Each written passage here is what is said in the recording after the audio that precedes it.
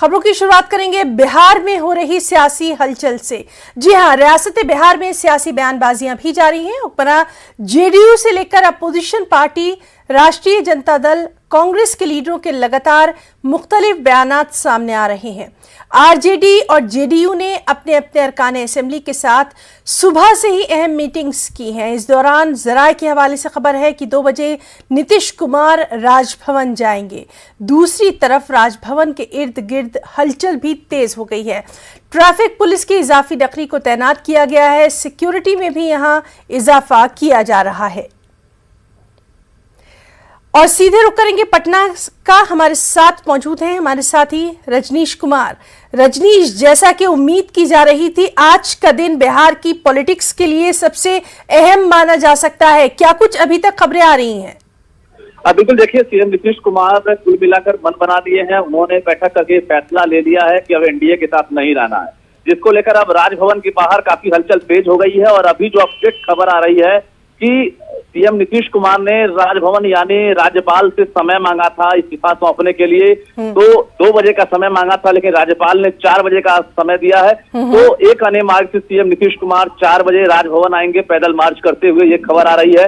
और कुल मिलाकर ये कहें कि राजभवन के बाहर हलचल तेज हो गई है, सुरक्षा के मायने से भी, और जो कुल मिलाकर मीडिया कर्मी है उनका जमावड़ा देखने को मिल रहा है। तो अभी बीजेपी के पास फिलहाल कोई अभी ऑप्शन नहीं दिख रहा है, क्योंकि घाटे में बीजेपी है। और फिलहाल अगर कहेंगे तो एक बड़ी क्षति बीजेपी को मिलती हुई दिख रही है, क्योंकि अभी लार्जेस्ट पार्टी जो है अभी बीजेपी है भी नहीं। और निश्चित रूप से जिस तरह से सीएम नीतीश कुमार महागठबंधन के समर्थन में हो, और कांग्रेस हो या फिर लेफ्ट की तमाम जो पार्टियां हैं, उससे मिलाकर एक नई सरकार का गठन होगा। और तेजस्वी यादव को लेकर जो कयास लगाए जा रहे थे कि सीएम उम्मीदवार या फिर सीएम बनाने को लेकर जो है फिलहाल अभी बातें नहीं बन रही है, उन तमाम बातों पर, अटकलों पर विराम लग गया है। और ये क्लियर हो गया है कि अब तेजस्वी यादव सीएम बनने के लिए नहीं, बल्कि अब नीतीश कुमार जैसे कहेंगे वैसे वो तैयार हैं। और फिलहाल जो 10 या 11 महीने के लिए है, नीतीश कुमार ही बिहार के सीएम रहेंगे। और इसके दौरान वो 2024 के पीएम उम्मीदवार होंगे विपक्षी के। और इसको लेकर शर्तें तैयार हो गई है।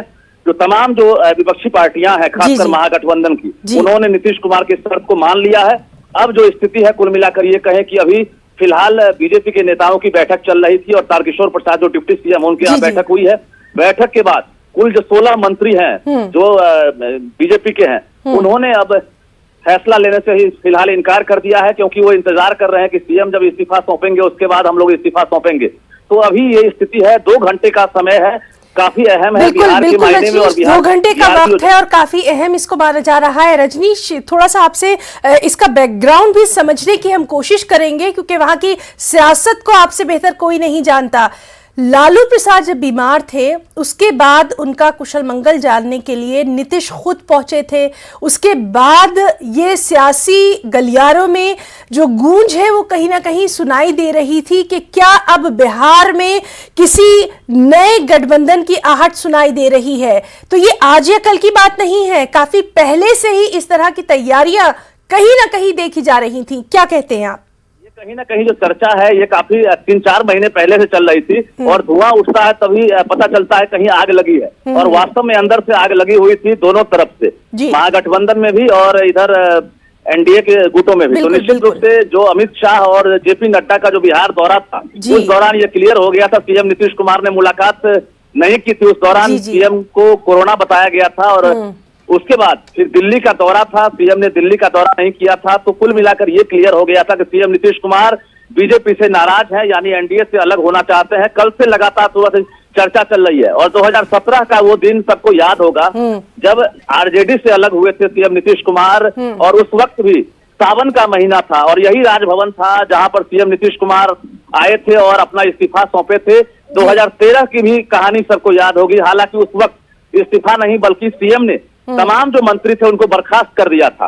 और इस बार ये नौबत नहीं आई, इसलिए बीजेपी ने ये रणनीति बनाई है कि जब तक सीएम नीतीश कुमार इस्तीफा नहीं देंगे तब तक हम लोग इस्तीफा नहीं देंगे, ताकि बर्खास्त करने की नौबत नहीं आए। तो अभी राजभवन के बाहर हलचल तेज हो गई है। 2 घंटे का इंतजार किया जा रहा है जब सीएम राजभवन पैदल आएंगे, और उसके बाद 4 बजे जो है सीएम इस्तीफा सौंपेंगे। उसके बाद ये देखना तय होगा कि आखिर बीजेपी के जो तमाम 16 मंत्री हैं वो इस्तीफा सौंपते हैं या फिर उनको बर्खास्त करने की नौबत आती है। जी रजनीश, एक और सवाल जो लगातार उठ रहा है और जो सियासी गलियारों में भी गश्त कर रहा है वो यही है कि जिस करप्शन को लेकर ये दोनों पार्टियां अलग हुई थी, मतभेद हुए थे, तमाम तरह की बयानबाजियां सामने आ गई थी, तलखियां बढ़ गई थी, क्या वो मतभेद इन दिनों में खत्म हो गए?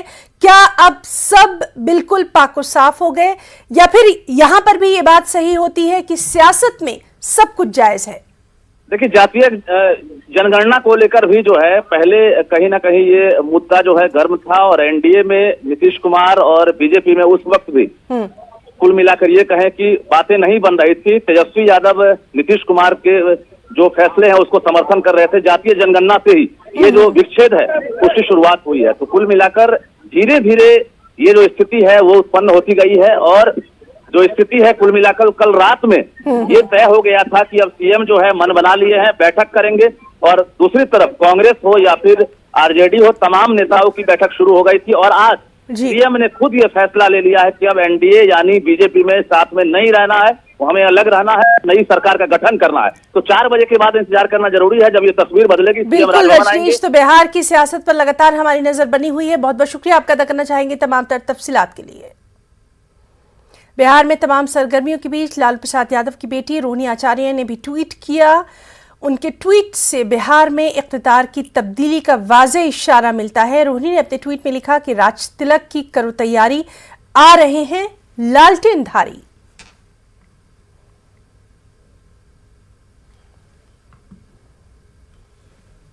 और अब खबर एक और रियासत की सियासत से। जी हां, लंबे इंतजार के बाद महाराष्ट्र कैबिनेट की सूरतगिरी हो गई है। बीजेपी और शिंदे ग्रुप से 9 अरकान असेंबली को ओहदे का हलफ दिलाया गया। बीजेपी से राधाकृष्ण विखे पाटिल, सुधीर मुंगटीवार, चंद्रकांत पाटिल, विजय कुमार गावुत, गिरीश महाजन, रविंद्र चौहान, अतुल सातवे और मंगल प्रभात लोढ़ा, जबकि शिंदे ग्रुप से गुलाबराव पाटिल, संजय राठौर, सुरेश खाड़े, उदय सामंत, तानाजी सावंत, अब्दुल सत्तार, दीपिका केसर और शंभुराज देसाई को हलफ दिलाया गया। मंत्रिमंडल का विस्तार आज हुआ है। आज से पूरे फुल फ्लेज लोग काम करेंगे और अपने अपने विभाग की पूरी अच्छी तरह से जिम्मेदारी संभालेंगे। और इस राज्य की जनता को लोकाभिमुख जो काम चाहिए वो देंगे, और पूरी तरह ये राज्य का सर्वांगीण विकास करने के लिए ये सभी लोग सहयोग करेंगे। एक और मंत्रिमंडल विस्तार देखने को मिलेगा क्या? एक और मंत्रिमंडल विस्तार देखने को मिलेगा क्या? हाँ, मिलेगा ना, बिल्कुल मिलेगा। महिला मंत्री का समावेश है मंत्रिमंडल। अभी और मंत्रिमंडल बाकी है। ये तो छोटा मंत्रिमंडल हुआ है, इसके बाद और आगे भी बाकी है ना मंत्रिमंडल। खबर नोएडा से खातून के साथ बदसलूकी करने वाले श्रीकांत त्यागी को बिलाखिर गिरफ्तार कर लिया गया। श्रीकांत त्यागी को मेरठ से गिरफ्तार किया गया। यूपी के नोएडा में वाक़े ग्रैंड ओमेक सोसाइटी में श्रीकांत त्यागी की बदसलूकी का वीडियो खूब वायरल हुआ। उधर श्रीकांत त्यागी की अहलिया को नोएडा पुलिस स्टेशन में आज दोबारा पूछताछ के लिए बुलाया गया। पीर की देर शाम सीएम योगी आदित्यनाथ ने श्रीकांत त्यागी की गिरफ्तारी को लेकर सख्त हिदायत जारी कर दी थी।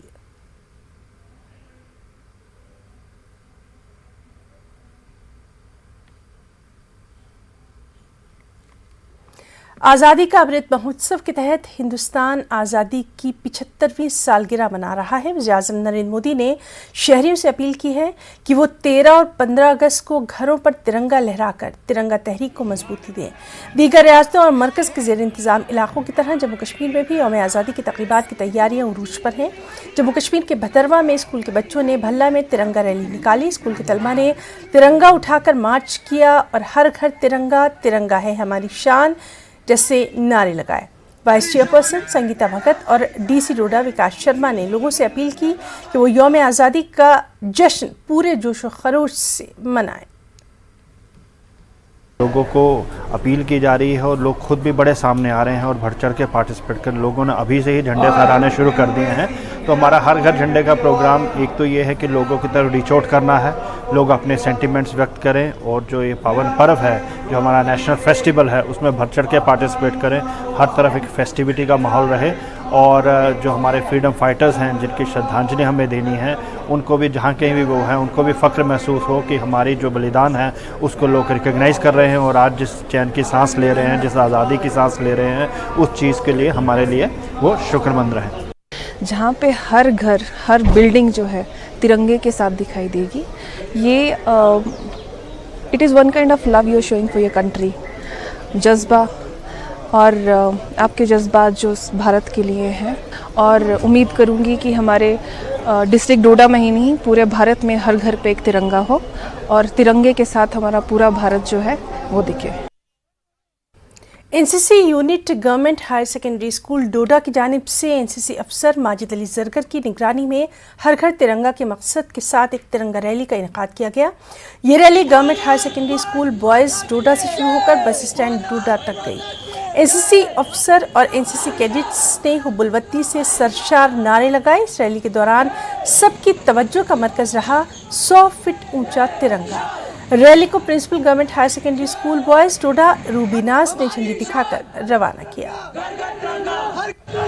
तिरंगा रैली हमने निकाली। आप जानते हैं कि आज़ादी का अमृत महोत्सव जो कि मनाया जा रहा है पूरे देश में, तो आगे इंडिपेंडेंस डे भी आ रहा है, तो आज तिरंगा रैली निकाल के हमें बहुत अच्छा महसूस हुआ। हमने पूरे डोडा टाउन में तिरंगा रैली निकाली। खुशी तो हमें बहुत है, तिरंगे के लिए इज़्ज़त भी बहुत है। हमें बहुत खुशी है कि सरकार ने ये फैसला निकाला है कि हर घर तिरंगा, घर घर तिरंगा होना चाहिए, तो खुशी तो हमें बहुत है। अपने घरों के ऊपर नेशनल फ्लैग लगाना चाहिए, एक गर्व महसूस होता है अपने घर के ऊपर तिरंगा लगा हो तो अच्छा ही फील होगा।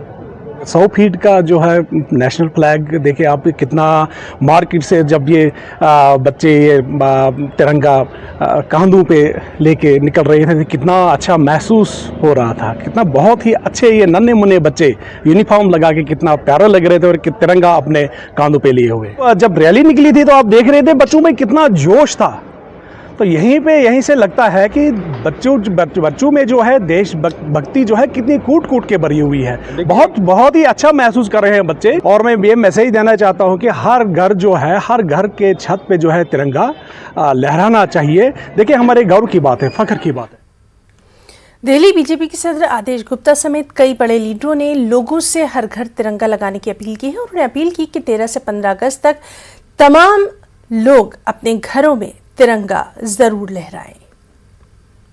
आज़ादी की 75वीं वर्षगांठ के उपलक्ष्य में जिस तरीके से आज़ादी का अमृत महोत्सव मनाया जा रहा है, हर घर तिरंगा अभियान चलाया जा रहा है, इसी को लेकर आज दिल्ली में एक मानव श्रृंखला बनाई गई है। तस्वीरों के माध्यम से मैं आपको दिखाना चाहूँगी कि हर घर तिरंगा अभियान के तहत आप जहाँ तक नज़र दौड़ाएं आपको मानव श्रृंखला देखने के लिए मिल रही होगी। हर हाथ में तिरंगा नज़र आ रहा है, क्योंकि तिरंगा हमारे देश का स्वाभिमान है, हमारा अभिमान है। और ये हर घर तिरंगा अभियान किस तरीके से आगे चल रहा है, हमारे साथ बात करने के लिए मौजूद हैं दिल्ली बीजेपी अध्यक्ष आदेश गुप्ता। आदेश जी, जिस तरीके से आज आप लोगों ने मानव श्रृंखला बनाई है, प्रधानमंत्री भी हर घर तिरंगा अभियान चला रहे हैं, 75वीं वर्षगांठ देश मनाने जा रहा है आज़ादी की, क्या कहना चाहेंगे? तिरंगा हमारे देश की आन बान शान का प्रतीक है, और जब हम आज़ादी का अमृत महोत्सव मना रहे हैं, ऐसे में हम उन स्वतंत्रता सेनानी क्रांतिकारियों को नमन करते हुए, याद करते हुए, अपने हाथ में तिरंगा पकड़कर प्रधानमंत्री नरेंद्र मोदी जी के आह्वान पर, हमारे राष्ट्रीय अध्यक्ष जेपी नड्डा जी के आह्वान पर पूरे दिल्ली के अंदर हम हर घर में तिरंगा लगाएंगे। और उस हर घर तिरंगा अभियान का आज शुरुआती दिन है, क्योंकि 9 अगस्त भारत छोड़ो आंदोलन की वर्षगांठ भी है, जब अंग्रेजों भारत छोड़ो ये नारा राष्ट्रपिता महात्मा गांधी और तमाम स्वतंत्रता सेनानियों ने लगाया था, और उसके बाद स्वतंत्रता आंदोलन तेज हुआ था। हर घर तिरंगा अभियान का आगाज भी यहाँ से हो रहा है, और मैं देख रही हूँ बहुत सारे बलून्स भी है तिरंगे वाले। अलका जी, आप क्या कहना चाहेंगी? ये तिरंगा हमारी आन बान और शान है, और हर घर तिरंगा अभियान का आगाज़ आज यहाँ हो रहा है। और देश के लिए गौरव की बात है कि आज ऐसा नेतृत्व हमारे पास है जो विश्व में अपना परचम लहरा रहा है।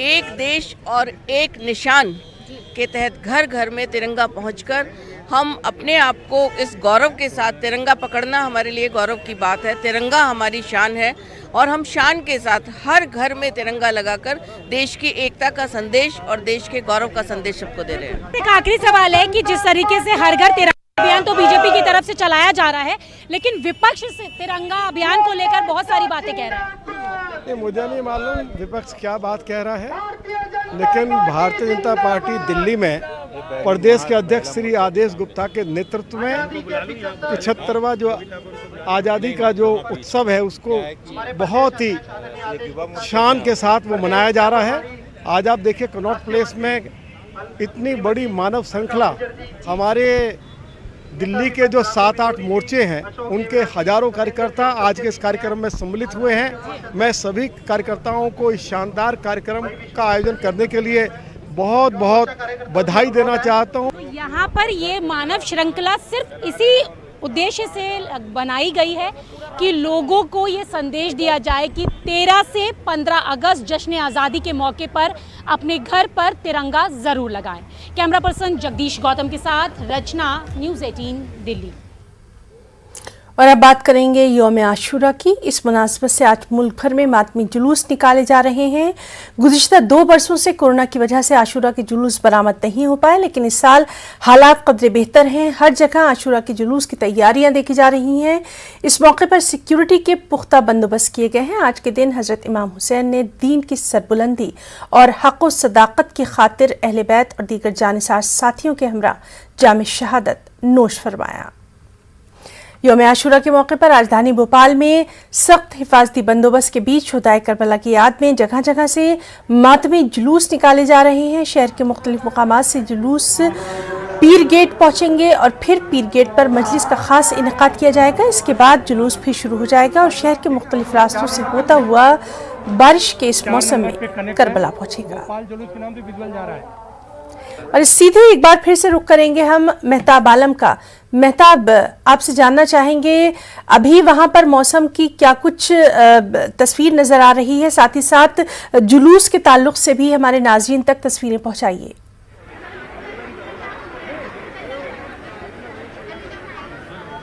हाँ है ना, मैं बता दें कि इस वक्त हम पीर गेट पे जो है पहुंच चुके हैं और अब आप हमारे पीछे देखिए कि जो है यहाँ पर कितनी बड़ी तादाद में हज़रत इमाम हुसैन अलैहिस्सलाम और असहाब वफ़ा को याद करने वाले यहाँ पर मौजूद है। आप देखिए कि जहाँ तक आपकी नज़र जाएगी, हद नज़र तक जो है आपको लोग जो है मातम करते हुए नजर आएंगे। और ये तमाम लोग इसलिए आए हैं ताकि 1400 साल पहले करबला के मैदान से हज़रत इमाम हुसैन अलैहिस्सलाम और उनके जानिसारों ने जो कुर्बानी दी थी हक़ को बचाने के लिए, उस कुर्बानी को लेकर जो है उसका जो पैगाम था, उसकी जो मानवियत थी, नई नस्ल तक उसको पहुँचाया जाए। यहाँ पर हमारे साथ जो कुछ बच्चे भी मौजूद हैं, क्योंकि है ना इस वक्त जानना बहुत जरूरी है कि नई नस्ल जो है, नई नस्ल के बच्चे इस पैगाम को किस तरह से लेके देखते हैं और वो बच्चे जो है इसको कैसे देखते हैं। आपका नाम? सैयद बुरहान अली ज़ैदी। आपको इसमें शिरकत करने से क्या पैगाम मिला? इमाम हुसैन ने करबला के मैदान में 3 दिन भूखे प्यासे रहकर अपनी कुर्बानी दी इस्लाम बचाने के लिए, अजान बचाने के लिए, ताकि दीन जिंदा रहे, दीन जिंदा रहे। और आज आपने अभी जो है यहाँ पर जहाँ जुलूस निकाला जा रहा है, आपने जो है ब्लड डोनेशन कैंप का भी इनेकाद किया है, क्या मकसद है? जी बिल्कुल, हर साल की तरह इस साल भी हम लोगों ने करबला के मैदान में कोइफिजा भोपाल में ब्लड डोनेशन कैंप इमाम हुसैन की याद में रखा है। और ये इमाम हुसैन का एक संदेश है कि ह्यूमैनिटी फर्स्ट। इस्लाम एक्चुअली इमाम हुसैन इस्लाम की जंग के लिए नहीं शहीद हुए थे, बल्कि ह्यूमैनिटी के लिए हुए थे।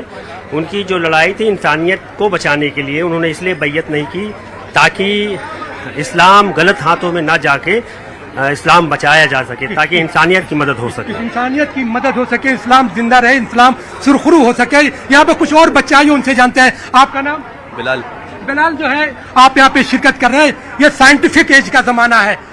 हज़रत इमाम हुसैन अलैहिस्सलाम और शुहदाए करबला की तालीम को पढ़ने के बाद क्या सबक मिलता है? हमें सबक मिलता है कि हमेशा इस्लाम के उस पर चलें और हमेशा सब लोगों से मोहब्बत से पेश आएँ। किसी गरीब को देखें तो उसकी मदद करें और इस अलम शरीफ निकल रहा तो उसे पकड़ें, ये नहीं सोचें कि यार क्या है, मोहब्बत से रहें, अपना गम मनाएं और दूसरे लोगों में पैगाम पहुंचाएं कि आज दस्तरत क्यों हो रही है, किस गम में। है ना हमारे साथ कुछ खवातीन भी हैं। आपका नाम? मेरा नाम शबी ज़हरा है। यहाँ पे किस लिए आई हैं? इमाम हुसैन की कुर्बानी के लिए, जो हमारे मौला ने इतना बड़ा कुर्बानी की है उसको आगे क़यामत तक रखने के लिए हम लोग हर साल ये मनाते हैं आशूरे का दिन, ताकि ये क़यामत तक रहे और सच्चाई हर इस्लाम के साथ साथ चले और हमारा इस्लाम, हमारा दीन बाकी रहे। इस्लाम और हमारा दीन बाकी रहे, है ना। आपने सुना कि जो लोग हैं, तमाम लोग इसलिए यहाँ पर हैं ताकि इस्लाम बाकी रहे, दीन बाकी रहे, और इनके साथ साथ जो है वो तमाम लोग जो इस्लाम के मानने वाले यहाँ पे नहीं, उनकी भी एक बड़ी तादाद यहाँ पर है। वो लोग भी जो है हज़रत इमाम हुसैन अलैहिस्सलाम के शहदाइयों में है, फॉलोअर में है। आइए कुछ और बच्चे भी उनसे जानते हैं। आपका नाम? हुसैन। जी हुसैन, आज हज़रत इमाम हुसैन अलैहिस्सलाम की याद को ताज़ा कर रहे हैं, शुहदाए करबला की याद कर रहे हैं, क्या पैगाम देना चाहिए? मैं यही पैगाम देना चाहूँगा कि ना ये इमाम हुसैन का गम है, ये कोई शौक नहीं है, और ये सब दिल से करते हैं। ये सब हम दिल से करते हैं। यहाँ पर देखिए कुछ बताइए, यहाँ आइए। आपका नाम? अपना नाम बताइए। जी, यहाँ पे किस लिए आई आप? हम यहाँ जुलूस में आए इमाम हुसैन के गम में। इमाम हुसैन के गम में आए तो है ना। आप देखिए, चाहे बड़े हो, बच्चे हो, छोटे हो, मर्द हो, खवातीन हो, सब लोग जो है यहाँ पर सच इमाम हुसैन अलैहिस्सलाम शोहदाए करबला बिल्कुल मेहताब। और चूंकि भोपाल की अपनी एक खास तारीख रही है, मजहबी रिवायत रही है, इसीलिए अपने नाज़रीन तक बराह रास्त हम ये तमाम तर आज यौम आशूरा के मौके पर ये तस्वीर आपके जरिए पहुंचा रहे हैं। मेहताब आलम, आपका और आपके साथ जो भी खास मेहमान रहे उनका यहाँ पर बहुत बहुत शुक्रिया अदा करना चाहेंगे तमाम तर तस्वीरों के जरिए। यौम आशूरा है, वादी कश्मीर में भी आज का दिन पूरे अक़ीदत व एहतराम के साथ मनाया जा रहा है। हज़रत इमाम हुसैन और उनके साथियों ने इस्लाम की सरबुलंदी और हक़ व सदाक़त की बालादस्ती के लिए मैदान करबला में अपनी जानों का नजराना पेश करके अजीम कुर्बानी दी, जिसकी याद में यौम आशूरा पूरे मजहबी अक़ीदत व एहतराम के साथ मनाया जाता है। इसी मुनासबत से अज़ा खानों, इमाम बारगाहों, दीगर मुक़द्दस मकामात पर मजलिस अज़ा का इनेकाद किया जा रहा है, जहाँ उलमाए कराम और ज़ाकिरीन हज़रत इमाम हुसैन अलैहिस्सलाम की सीरत तैयबा पर रोशनी डाल रहे हैं, आपके फ़ज़ाइल व मसाइब बयान कर रहे हैं। इसी मुनासबत से मलाबोशन मागाम से आशूरा का जुलूस और जुलजना बरामद हुआ, जो कि मरकज़ी इमाम बारगाह यागीपुरा में इख्ताम पजीर हुआ।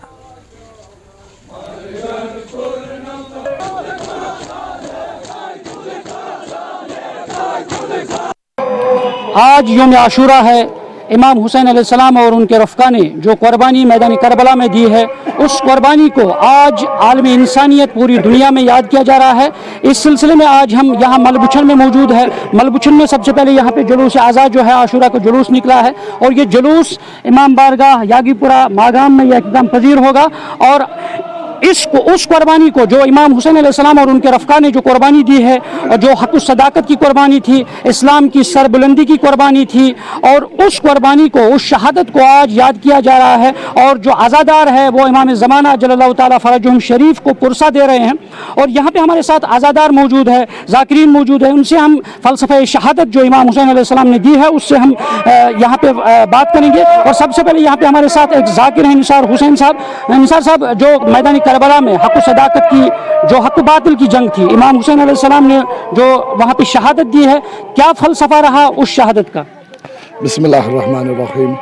दरअसल हज़रत इमाम हुसैन अलैहिस्सलाम ने जो शान करबला का दर्स दिया है, ये इंसानियत की तहफ़्फ़ुज़ के लिए एक दर्स है। इस वक्त भी इमाम हुसैन अलैहिस्सलाम का दर्स रवां दवा है। अगर आज के दौर में भी जुल्म व बर्बरियत का कहीं से भी कोई आवाज़ आए, तो ये करबला वाले और इमाम हुसैन के पैरोकार उसी बर्बरियत और जुल्म के ख़िलाफ़ उसी इमाम हुसैन का तर्ज अमल और सीरत पर निकल के उसी मार्का हक़ व बातिल में खड़े होंगे। तो यहाँ पे हमारे साथ गुलाम हैदर साहब, क्या कहेंगे आप जो फ़लसफ़े शहादत है इमाम हुसैन का? इमाम हुसैन अलैहिस्सलातु वस्सलाम की शहादत जो है वो न सिर्फ उम्मत मुस्लिमा के लिए बल्कि सारी इंसानियत के लिए और नाज़रीन, सीधे रुख करेंगे मेरठ का। हमारे साथ मौजूद है हमारे साथी तंजीर अंसार।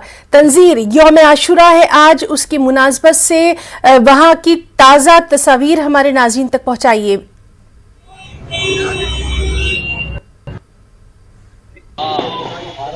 जी जनाब, देख रही हैं इस वक्त यहाँ पर मौजूद है मेरठ की मनसबिया, ये छोटी करबला, और इसी के पास जो है वो इमाम बारगाह है।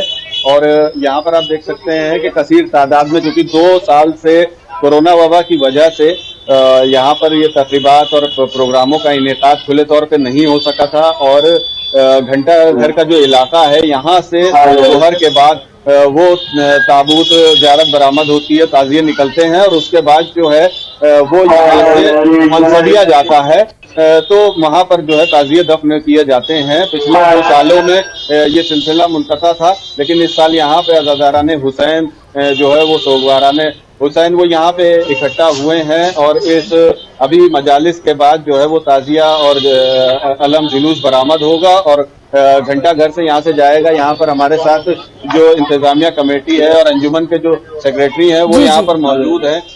तालिब भाई, किस तरह से ये सारी चीजें रहती हैं और क्या सिलसिला रहता है? भाई, आज रोजा अशूरा के दिन हम लोग यहाँ से छोटी कबलासी जुलूस बन के जाता है और ये ताज़ी अलम जो भी ज़बरदस्त होता है दफनाने के लिए करबला जाता है और यहाँ पे सभी मातमी अंजुमन जाती है और हज़रत इमाम हुसैन को पूछा देते हैं। सभी लोग कौन का मतम जिसको जैसे अकीदा है वो चीज़ अच्छे हो इमाम हुसैन इस्लाम को फुर्सत देते। पिछले 2 साल से ये चीजें नहीं हो सकी थी और उसके बाद अब इस साल इंतजामात के लिए तमाम जो जुलूस हैं, जो तारीखी कदीमी जुलूस हैं, रजिस्टर्ड जुलूस हैं, उनके लिए इजाज़त मिली और मुकम्मल तौर पर आप लोगों ने उसी तरह से इंतज़ाम किया कि कौन कौन से पुराने जुलूस हैं यहाँ पे और किस तरह से वो अज़ादारी इन अय्याम अज़ा में अशरा मजालिस के सिलसिले के साथ जुलूस उठते रहे और आज आशूरे के रोज़ किस तरह से आप जुलूस का इनेकाद करके और ताज़िए लेके जी बिल्कुल तंजीर, लगातार ये तमाम तर तस्वीर हम अपने नाज़रीन तक पहुंचाते रहेंगे। आपका और आपके साथ जो मेहमान मौजूद रहे उनका बहुत बहुत शुक्रिया अदा करना चाहेंगे और नाज़रीन, खबरनामे में फिलहाल इतना ही, इजाजत दीजिए, आदाब।